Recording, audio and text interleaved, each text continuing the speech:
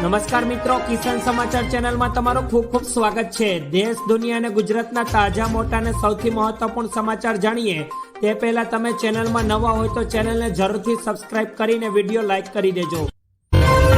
આજના સૌથી મોટા સમાચાર ક્ષત્રિય આંદોલન વચ્ચે સુરતથી સામે આવી રહ્યા છે, જેમાં ભાજપ પ્રદેશ પ્રમુખ CR પાટીલ આજે દક્ષિણ ગુજરાતના ક્ષત્રિય આગેવાનો સાથે બેઠક કરી હતી અને આ બેઠક સકારાત્મક થઈ હોવાની પ્રાથમિક વિગતો સામે આવી રહી છે। આ બેઠકમાં 108 ક્ષત્રિય સમાજના આગેવાનો હાજર રહ્યા હતા અને હર્ષ સંઘવી, જે કે ગુજરાત રાજ્યના ગૃહમંત્રી છે, તે પણ અલગ અલગ જિલ્લાના ક્ષત્રિય સમાજના આગેવાનો સાથે બેઠક કરી હતી। ક્ષત્રિય આંદોલનને શાંત પાડવા માટે ભાજપ ફરી એકવાર ડેમેજ કંટ્રોલનું કામ કરી રહ્યું છે। ત્યારબાદના બીજા મોટા સમાચાર કાપોદ્રામાં ગેસ રિફિલિંગને લઈને સામે આવી રહ્યા છે। સુરતમાં ગેસ રિફિલિંગની ઘટના વારંવાર બનતી હોય છે, ત્યારે આજે પોલીસે કાપોદ્રા વિસ્તારમાં અલગ અલગ 13 જગ્યાઓ પર દરોડા પાડીને ગેસ રિફિલિંગના કૌભાંડનો પર્દાફાશ કર્યો હતો। આ કૌભાંડમાં 13 આરોપીઓની ધરપકડ કરાઈ, સાથે 43 ગેસની બોટલો અને 4 નાના સિલિન્ડરો પણ જપ્ત કરાયા। છેલ્લા કેટલાક સમયથી આ કૌભાંડ ચાલતો હતો, તેને લઈને પોલીસે તપાસ હાથ ધરી છે। અલગ અલગ ભરેલા ગેસ સિલિન્ડરમાંથી કરાતા રિફિલિંગની આ ઘટનાનો પર્દાફાશ કરવામાં આવ્યો છે। ત્યારબાદના મહત્વપૂર્ણ સમાચાર અમદાવાદથી સામે આવી રહ્યા છે। અમદાવાદમાં રફતારના રાક્ષસ બેફામ બન્યા, જેમાં થલતેજ બ્રિજ પાસે એક સાથે 3 કારનો અકસ્માત સર્જાયો હતો। તેજ ગતિથી કાર ચલાવી અન્ય 2 કારને અડફેટ લીધી હતી, ત્યારે અકસ્માત બાદ કાર ચાલક યુવતીની દાદાગીરી સામે આવી। તેમાં અકસ્માતને લઈને યુવતીના ઉડાવ જવાબ પણ સામે આવ્યા છે। લાયસન્સ વગર નીકળતા નબીરાઓ બેફામ થયા, તેમાં બેફામ કાર ચાલકોને પોલીસનો હવે કોઈ જ ડર રહ્યો નથી। થલતેજ બ્રિજ પાસે એક સાથે 3 કારનો અકસ્માત સર્જાયો, જેમાં લાયસન્સ નહોતું। ત્યારબાદના ખૂબ જ ઉપયોગીપૂર્ણ સમાચાર કાળઝાળ ગરમીથી હીટ સ્ટ્રોકના કેસમાં વધારો। અમદાવાદ સહિત રાજ્યમાં ગરમીના પ્રમાણમાં વધારો થતાં 4-5 દિવસમાં શહેરની ખાનગી ઉપરાંત સરકારી હોસ્પિટલમાં રોજના 30થી વધુ રોજના હીટ સ્ટ્રોકના કેસ નોંધાઈ રહ્યા છે। સારવાર માટે હોસ્પિટલ સજ્જ બની છે, જ્યારે તડકામાં લાંબા સમયથી અંતર કાપી રહેલા મુસાફરો આસાનીથી હીટ સ્ટ્રોકનો શિકાર બની જાય છે, તેવું ડોક્ટરોએ પણ જણાવ્યું છે। બીજી તરફ ઋતુગત બીમારી સાથે હીટ સ્ટ્રોકના કેસમાં પણ વધારો થયો છે। અમદાવાદની સિવિલ હોસ્પિટલમાં હીટ સ્ટ્રોક માટે 11 બેડની વિશેષ વ્યવસ્થા કરાઈ છે। ત્યારબાદના ખૂબ જ મહત્વપૂર્ણ સમાચાર સલમાન ખાનને લઈને સામે આવી રહ્યા છે। સલમાન ખાનના ઘરની બહાર ફાયરિંગનો મુદ્દો NIA કોર્ટમાં પણ હવે ગુંજી ઉઠ્યો છે, જેમાં ગેંગસ્ટર લોરેન્સ બિશ્નોઈના વકીલની NIA કોર્ટમાં રજૂઆત છે કે લોરેન્સ બિશ્નોઈની પૂછપરછ કરવા વકીલને જાણ કરવી જરૂરી છે। ત્યારે લોરેન્સ બિશ્નોઈના વકીલે જણાવ્યું છે કે કોર્ટની પરવાનગી વિના પૂછપરછ ન કરી શકાય।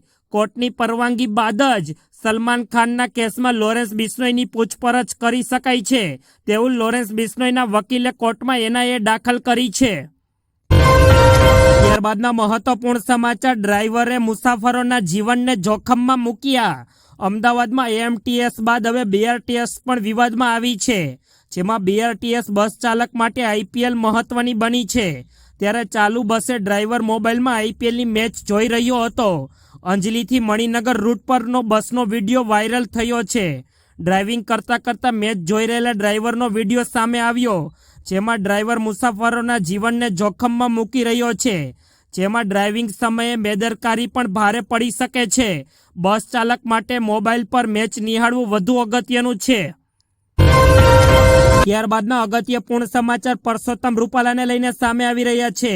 અમદાવાદમાં પરસોત્તમ રૂપાલા સામે ક્ષત્રિય સમાજમાં રોષ યથાવત છે, જેમાં ક્ષત્રિય સમાજની મહિલાઓના 1 દિવસના પ્રતિક ઉપવાસ શરૂ થઈ ગયા છે।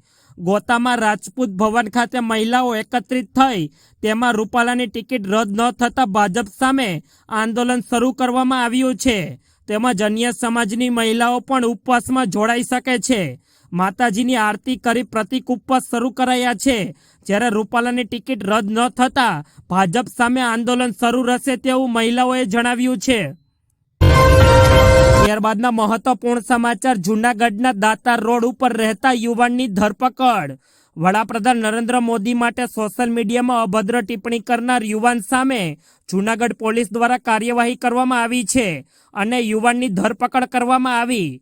ચૂંટણીનો માહોલ જામી રહ્યો છે અને દરેક ઉમેદવાર વોટ બેંક વધારવા માટે એડી ચોટીનું જોર લગાવી રહ્યા છે. તેવા સમયે વડાપ્રધાન નરેન્દ્ર મોદી 1 મેએ ગુજરાતમાં પ્રચાર શરૂ કરવાના છે. તેવા સમયે તેમના વિરોધમાં જૂનાગઢમાં એક વ્યક્તિ દ્વારા અભદ્ર ટિપ્પણી કર્યા હોવાનું સામે આવ્યું છે, જેમાં તેમણે વડાપ્રધાન વિરુદ્ધ ઉશ્કેરણીજનક પોસ્ટ કરી હતી. પકડાયેલ યુવાન હૈદર કુરેશી વોર્ડ નંબર 15નો વોર્ડ પ્રમુખ છે.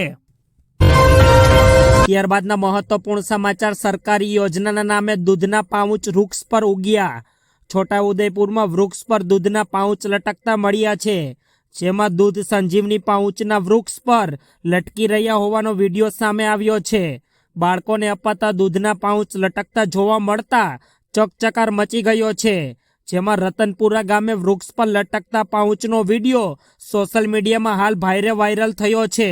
રતનપુરા ગામે વૃક્ષ પર લટકતા પાઉચનો વિડીયો સોશિયલ મીડિયામાં વાયરલ થતા તેને ખૂબ જ પ્રસિદ્ધિ પણ મળી રહી છે. ત્યારબાદના અગત્યપૂર્ણ સમાચાર. નીતિન પટેલની કાર્યકર્તાઓને ટકોર. ગુજરાત ભાજપના સિનિયર નેતા નીતિન પટેલે કાર્યકર્તાઓને ટકોર કરીને સૂચન કર્યું હતું. નીતિન પટેલનું કહેવું છે કે આપણે ભાજપના કાર્યકર્તાઓ રોજ કાર્યાલય આવે, ખાલી પાટીઓ લગાવીથી કાર્યાલય નહીં બની જાય, તેના માટે આવવું જરૂરી છે. વધુમાં તેમણે ઉમેર્યું કે હું મંત્રી હતો ત્યારે ક્યારેય મારા મંત્રી બંગલોએ રોકાયો નથી. રાત્રે ગાડી લઈને કડી પાછો આવી જતો હતો. કાર્યકરને ગાંધીનગર ન આવવું પડે એટલે હું કડી જતો હતો. મુસલમાન ભલે મને વોટ ન આપે પણ મારે ઘરે તેઓ ગમે ત્યારે આવ્યા છે ત્યારે ચા પીધા વગર જવા દીધા નથી. ત્યારબાદના ખૂબ જ ઉપયોગી પૂર્ણ સમાચાર. સુરતવાસીઓ મરી મસાલા લેતા પહેલા ચેતજો, નહીં તો પડશે ભારે. સુરતવાસીઓ મરી મસાલા લેતા પહેલા ચેતી જજો, જેમાં સુરતમાં 17 સ્થળેથી મસાલાના લીધેલા સેમ્પલ ફેલ થયા છે, તેમજ જલારામ મસાલામાંથી લેવાયેલા સેમ્પલ પરીક્ષણમાં ફેલ થયા તથા જય બુટ ભવાની મરચાના ફાર્મમાંથી મરચાના સેમ્પલ લેવાયા, તે પણ ફેલ થતા સ્થાનિકોમાં ચકચકાર મચી ગયો છે. ઉલ્લેખનીય છે કે ગુરુકૃપામાંથી લેવાયેલા સેમ્પલ પણ ફેલ થયા છે. 17 સંસ્થાઓમાંથી 19ના નમૂના લેવાયા, જે તમામ ફેલ થયા છે. ત્યારબાદના ખૂબ જ મોટા સમાચાર. ભારતીય શેર બજાર તેજી સાથે બંધ. ભારતીય શેર બજાર ગુરુવાર 25 એપ્રિલે શાનદાર તેજી રીતે બંધ થયું હતું. સવારે માર્કેટ રેડ ઝોનમાં ઓપન થયું અને ભારતીય શેર બજાર જોરદાર ગતિ સાથે બંધ રહ્યું હતું. સેન્સેક્સ 74,000 પોઈન્ટને પાર કરી ગયો અને નિફ્ટી 22,500ની ઉપર ગયો. બેન્કિંગ, ફાર્મા, આઈટી સહિતના મોટાભાગના સેક્ટરના શેરમાં જોરદાર ઉછાળો જોવા મળ્યો. આજના કારોબારના અંતે બીએસસીનો સેન્સેક્સ 427 પોઈન્ટના ઉછાળા સાથે 74,339 પોઈન્ટની સપાટી પર બંધ રહ્યો, જ્યારે નેશનલ સ્ટોક એક્સચેન્જનો નિફ્ટી 156 પોઈન્ટના ઉછાળા સાથે 22,558 પોઈન્ટની સપાટી પર બંધ રહ્યો હતો.